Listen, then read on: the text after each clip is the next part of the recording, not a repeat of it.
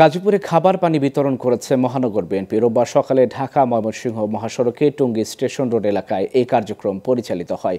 কেন্দ্রীয় কর্মসূচির অংশ হিসেবে তীব্র তাপদাহে জনসাধারণের মাঝে সুপেয় পানির শরবত ও স্যালাইন বিতরণ করেছে গাজীপুর মহানগর বিএনপি।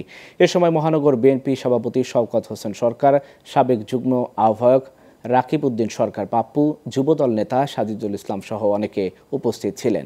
এই মুহূর্তে যে খরতাপ, এই তাপের মধ্যে আপনি গাছ লাগাইলে গাছ বাঁচবে না। এটা একটা ব্যর্থ প্রচেষ্টা।